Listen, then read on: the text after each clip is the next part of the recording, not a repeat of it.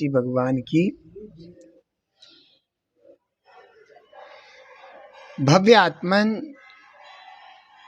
सबसे बड़ी बात है कि जब भी किसी ग्रंथ का प्रारंभ होता है तो आचार्य भगवान उसमें मंगलाचरण क्यों करते हैं। किसी भी ग्रंथ के प्रारंभ में मंगलाचरण क्यों किया जाता है? वो इसलिए कि ग्रंथ निर्विघ्न समाप्त हो, और जहां मंगलाचरण नहीं किया तो वहां अंतराय तो निश्चित है। तो इसलिए सबसे पहले जल्दी से मंगलाचरण कर लेते हैं, जिससे कि सब निर्विघ्न समाप्त हो और सबके लिए शुभ बने। तो जल्दी से देर न करते हुए चलते हैं मंगलाचरण की ओर। त्रिवर्ण तिलयम देवम वंदिता त्रिवणिंद परिपूज्यम मोक्षम अणुपेयाओ भावियण आनंद जननीयो। जय हो, जय हो, जय हो। पापों को दूर करने वाला, पुण्य को उठा करके प्रस्तुत करने वाला यह मंगलाचरण सबके लिए मंगल और शुभ हो। मंगलाचरण शुभ का प्रतीक तो है ही है, साथ ही साथ यह मंगलाचरण आत्मिक लाभ का भी प्रतीक है।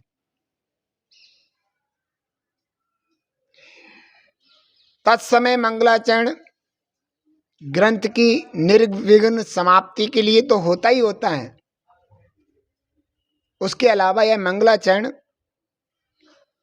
हमारे जीवन को पावन बनाने के लिए और मोक्ष पथ की राह पर ले जाने के लिए भी बड़ा कारीगर है। आचार्य भगवंत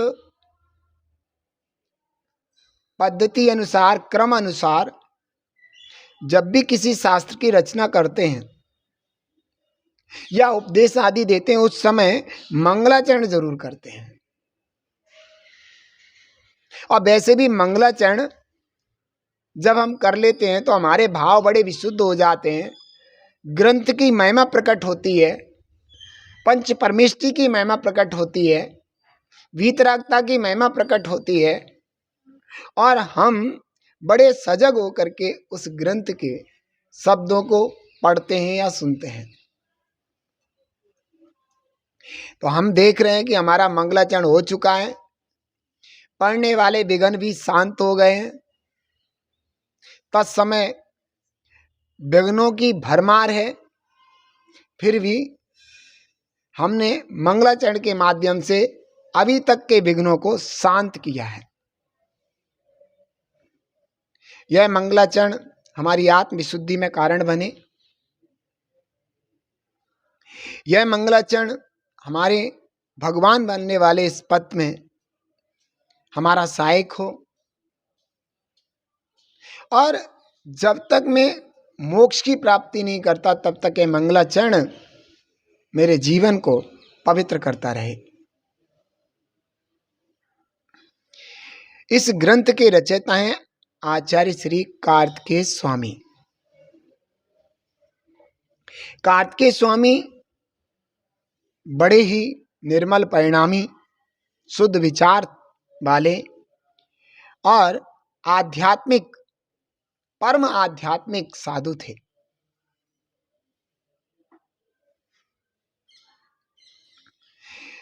उनके द्वारा रचित होने से इस ग्रंथ का नाम कार्तिकेय अनुपेक्षा रखा गया है। कार्तिकेय भगवान के द्वारा भाई गई 12 भावनाएं किस प्रकार की हैं, उनका चिंतन क्या था, उनका जीवन क्या था, उनकी पवित्रता कैसी थी, ये सब दिखाने के लिए इस ग्रंथ में ये गाथाएं उमड़ उमड़ के उन कार्तिक स्वामी की भावना प्रकट कर रही हैं।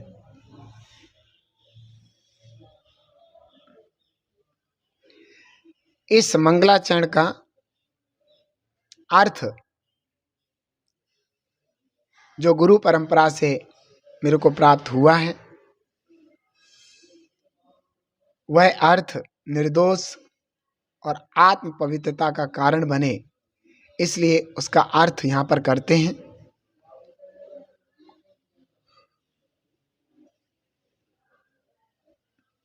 जो तीनों लोकों के इंद्रों के द्वारा पूजित हैं, जो तीनों लोकों के इंद्रों से पूजित होने से तीनों लोकों के तिलक स्वरूप हैं, ऐसे वीतरागी देव को मैं नमस्कार करके भव्य जीवों के आनंद को प्रकट करने वाली, भव्य जीवों को आनंददायिनी ऐसी 12 भावनाओं को यहाँ पर कहते हैं। ये भाव कार्तिकेय स्वामी के इस मंगलाचरण में प्रकट हो रहा है।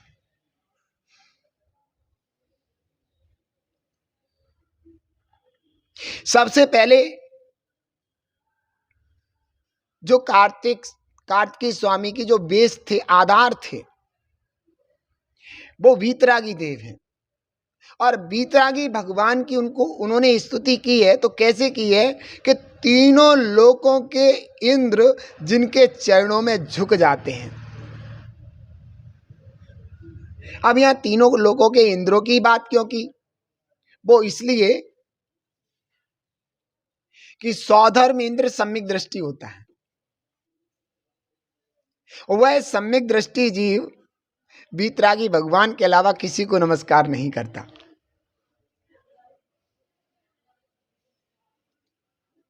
और वीतरागी भगवान के अलावा वह किसी को नमस्कार नहीं करता, वीतरागी भगवान को ही नमस्कार करता है।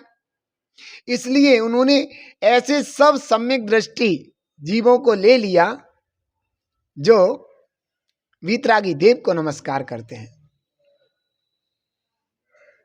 इससे पता चलता है कि वे वीतरागी देव भगवान हैं, भक्ति के लायक हैं, पूज्य हैं, भगवत्ता से सहित हैं, निर्मल हैं, पवित्र हैं। उनमें वह है जो किसी में नहीं है।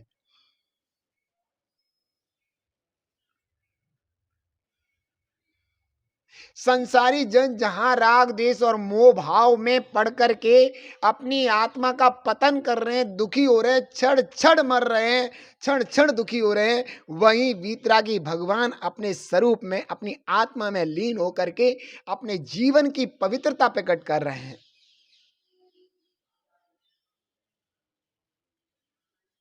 इसलिए बड़े ही विवेकी, समझदार, सुलझे हुए कार्तिकेय स्वामी यहां पर यह कह रहे हैं कि मैं किसको, जो तीनों लोकों के इंद्रों से पूजित हैं, इसलिए वे तीनों लोकों के तिलक हुए। तिलक का स्थान सबसे ऊपरी भाग मस्तिष्क पर होता है, क्योंकि मस्तिष्क शरीर का सबसे उत्कृष्ट भाग होता है, जो हम हर जगह हर किसी के सामने झुका नहीं सकते।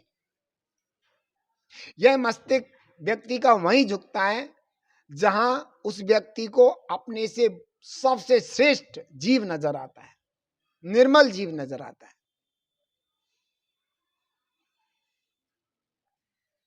और उस मस्तिष्क पर वह पवित्र तिलक लगाया जाता है। तो तीनों लोकों के इंद्रों के वे तिलक हुए, क्योंकि तीनों लोकों के इंद्र भगवान वीतरागी को नमस्कार करते हैं। तो कहा कि जो तीनों लोकों के इंद्रों के द्वारा परिपूज्य हैं, जिससे वे तीनों लोकों के तिलक स्वरूप हैं, ऐसे श्री वीतरागी देव को मैं नमस्कार करके भव्य जीवों के लिए आनंद प्रकट करने वाली 12 भावनाओं को कहता हूं। अब वे 12 भावना भव्य जीवों को आनंद कैसे प्रकट करेंगी? क्योंकि उन 12 भावनाओं के चिंतन मनन से भव्य जीवों को वैराग्य की प्राप्ति होती है। जब वैराग्य बढ़ता है तो राग की हार होने लगती है, और जब राग और द्वेष हारने लगता है तो व्यक्ति के जीवन में शांति प्रकट होने लगती है। आप देखिए, जब मुनिराज छठे गुलिस्तान में होते हैं तो मुनिराज की अपेक्षा कथन है, तो अन्य मुनिराज की अपेक्षा उनको अशांति रहती है, और जैसे ही वे चिंतन करने के उपरांत अपने स्वरूप की ओर बढ़ते हैं तो उनके जीवन में राग देश जो भाव हैं, जो परिणाम हैं, वे मंद होने लगते हैं और वो सातवें गुलिस्तान आदि में ऊपर बढ़ते हैं, उनकी शांति बढ़ने लगती है। शांति बढ़ते बढ़ते बढ़ते बढ़ते उस शांति की पराकाष्ठा इतनी हो जाती है कि वे 10वें गुलिस्तान के अंत में पूर्ण शांत हो जाते हैं, जिसका नाम है शुद्धोपयोग, आत्मा में रमणता, आत्मा में लीनता। तो यह 12 भावना वैराग्य की जननी है, वैराग्य की माता है, वैराग्य को उत्पन्न करने वाली है। इसलिए ये 12 भावना भव्य जीवों को आनंद कारिणी है, आनंद की जननी है, शांति कारिणी है, शांति की जननी है। इसलिए कहा जाता है कि निरंतर 12 भावनाओं का चिंतन करते रहें। जिस बिना नहीं जिन राज सीजे, इन 12 भावनाओं को जिन राज ने भी ध्याया है। तीर्थंकर भगवंतों ने भी 12 भावनाओं का चिंतन किया अपने जीवन में।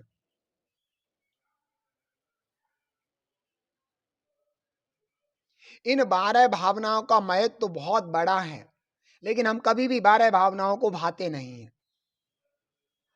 अरे हम 12 भावनाओं के नाम भी याद कर लें और क्रम क्रम से एक एक भावना अगर हम ऐसे ही चिंतन में लाएं तो हमारे जीवन में उनका बड़ा महत्व दिखाई दे। जैसे हमने कहा अनित्य भावना, ये भावना कह रही है कि संसार में पर्याय रूप से जितने भी द्रव्य हैं, कोई भी नित्य नहीं है। पर्याय की अपेक्षा द्रव्यों को देखा जाए तो सदा काल रहने वाले नहीं हैं, क्योंकि पर्याय क्षणवर्ती होती हैं, पर्याय सदा काल रहने वाली नहीं होती हैं, पर्याय नाशवान होती हैं। नवीन पर्याय का उत्पाद अपूर्व पर्याय का व्यय ऐसा दिखता है। जैसे देखिए, हमारी अभी मनुष्य पर्याय है, उससे पहले भी हम किसी न किसी पर्याय में रहे होंगे, तो पूर्व पर्याय का व्यय होकर के इस मनुष्य पर्याय का उत्पाद हुआ है, और अब कभी ऐसा भी होगा कि इस पर्याय का व्यय होकर के कोई नवीन पर्याय का उत्पाद हो।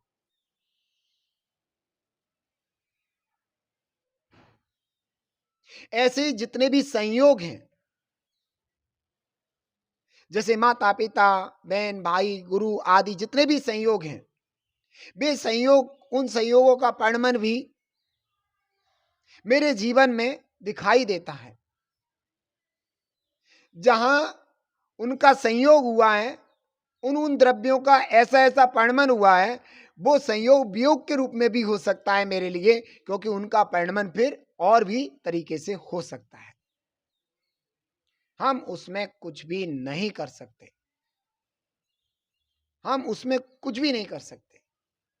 इसलिए इस बात को बड़ा ध्यान में रखा जाए, इस बात को चिंतन में लिया जाए, इस बात को सोचा जाए कि 12 भावना वास्तविक इस जीव के लिए वह कार्य करती हैं जिसके लिए जीव आज से नहीं अनादि से तरस रहा है, और वह है सुख सुख सुख।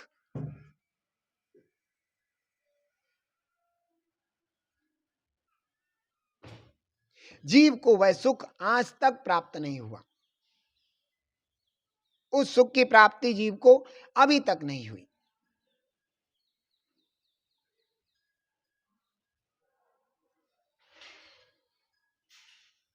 तो हम सभी इस बात को विशेष ध्यान रखें कि उस आत्मिक सुख को प्राप्त करने की तीव्र भावना करें। और इन 12 भावनाओं का निरंतर चिंतन करते रहें। इति शुभम।